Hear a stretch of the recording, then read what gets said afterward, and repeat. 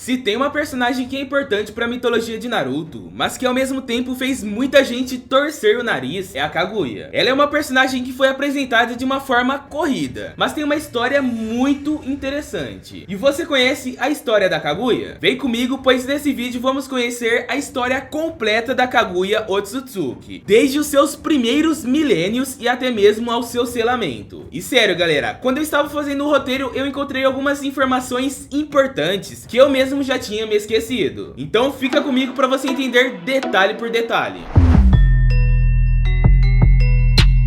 A Kaguya Otsutsuki é um membro de uma raça alienígena que invade outros planetas para plantar as chamadas árvores divinas neles e assim roubar o chakra desses planetas. Foi dito que a Kaguya, apesar de ser bastante poderosa para os padrões humanos normais da Terra, era apenas um membro de baixo escalão do clã Otsutsuki. E por conta disso, ela foi enviada para a Terra junto do Ishiki Otsutsuki, pois ela serviria de sacrifício para a árvore divina, que iria gerar um fruto de chakra que iria ser consumido pelo Ishiki. No entanto, ela decidiu trair o seu clã e obter o fruto divino para si própria. Então ela trai o Ishiki, deixando ele à beira da morte. E assim ela seguiu sozinha com o plano de plantar a árvore divina na Terra. Mas dessa vez não para beneficiar os Otsutsukis, mas sim para beneficiar a si própria. Algum tempo depois disso, a Kaguya acabou sendo descoberta pelos habitantes da Terra. E ela foi levada até o líder da nação, o Imperador Tenji. É a partir daí que as coisas começam a ir de mal a pior para o mundo shinobi. Bom, usando seus poderes, a Kaguya conseguiu apagar as memórias de todos, incluindo tudo sobre aquele encontro. E a partir daí, todos começaram a ver a Kaguya como meio que uma namorada do imperador. Podemos dizer que eles estavam se cortejando. Desde então, a Kaguya passou a viver naquelas terras, convivendo com os humanos. E eventualmente, ela passou a se importar com eles. E ela também se apaixonou de verdade pelo Tenji. E dessa relação surgiu um fruto. A Kaguya se engravidou do imperador Tenji. Nesse meio tempo, as terras governadas pelo Tenji começaram a ser ameaçadas por uma nação vizinha, chamada de País de Ko. E essa nação era bem mais poderosa. Temendo por mortes desnecessárias, o Tenji planejava uma abordagem mais pacífica para contornar essa situação, chegando até mesmo a decretar que qualquer um que atacasse algum representante do País de Ko seria declarado um traidor e condenado à execução. Só que o problema é que os poderosos do País de Ko queriam roubar a Kaguya para eles.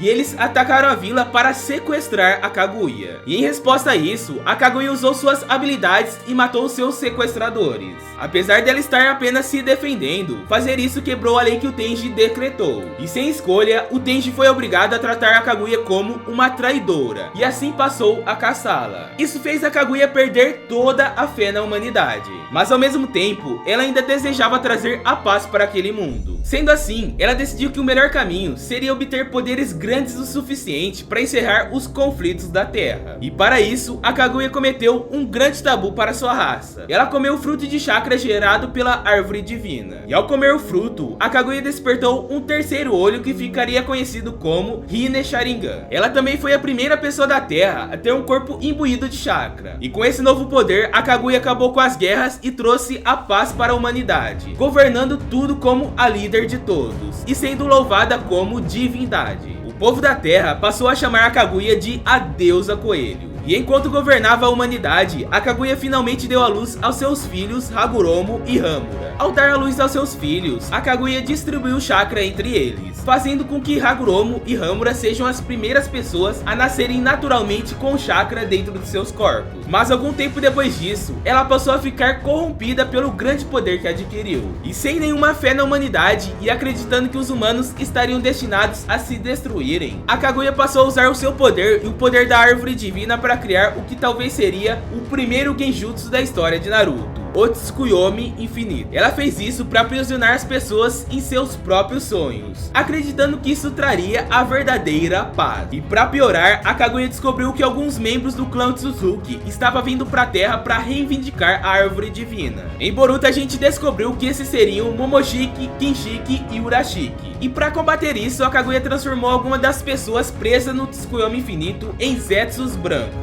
E ela fez isso para ter o seu próprio exército. genjutsu. No anime, a Kaguya chegou a libertar algumas pessoas do genjutsu para evitar o fim da humanidade. E no caso dessas pessoas, ela usou seus poderes para apagar suas memórias, fazendo elas esquecerem da experiência de estar no Tsukuyomi infinito. E por conta desse genjutsu e da criação dos Zetsus brancos, a Kaguya passou a ser temida pela população. Ela foi deixada de ser considerada uma deusa para ser chamada de demônio. Ela estava cada vez mais corrompida pelo seu próprio poder. Eventualmente, ela passou a desejar todo o chakra do planeta para si, incluindo o chakra presente no corpo de seus próprios filhos. Isso levou a um conflito entre a Kaguya com seus próprios filhos. E galera, nesse conflito, a Kaguya acabou se fundindo com a árvore divina, se transformando numa criatura que depois ficaria conhecida como 10 caudas. O corpo do 10 cauda foi levado ao espaço e transformado no corpo celeste, que mais tarde conhecemos como Lua. E o Hamura posteriormente partiu para a Lua para tomar conta desse selo. Já o Hagoromo selou o chakra do 10 caudas em seu próprio corpo, se tornando o primeiro Jinchuriki da história. Ele permaneceu na Terra e espalhou o chakra que antes pertencia à sua mãe para o mundo inteiro. E com isso, praticamente todos os humanos passaram a ter acesso ao chakra. E o Hagoromo passou a orientar as pessoas e ensinar elas a como usar suas novas habilidades. Com o tempo, o Hagoromo ficou conhecido como o Sábio dos 6 Caminhos, e seus ensinamentos sobre o uso do chakra ficou conhecido como Ninshu. Porém, o que os irmãos não perceberam foi que pouco antes de ser selada, a Kaguya gerou um humano artificial, e ela gerou a partir da sua própria essência e força de vontade. Esse humano artificial ficou conhecido como Zetsu Negro, e passou a traçar um plano para que em algum momento trazesse a Kaguya de volta. Nesse meio tempo, o Hagoromo teve 2 filhos, Indra e Ashura, que seguiriam seus ensinamentos do Ninshu. O Zetsu Negro passou a influenciar o Indra, fazendo ele ficar cada vez mais obcecado com o poder e eventualmente ser o primeiro a despertar o Sharingan e o Mangekyo Sharingan. As atitudes do Indra acabaram fazendo o Hagoromo escolher o Ashura como seu sucessor, instaurando uma guerra entre Indra e Ashura. E essa guerra repercutiu por gerações. Inclusive, ao se opor ao seu pai e aos ensinamentos do Ninshu, o Indra criou o ninjutsu como uma forma de aperfeiçoar o seu próprio Ninshu. Os descendentes de Ashura se tornaram o clã Senju, enquanto os descendentes de Indra viriam a ser chamados de clã Uchiha.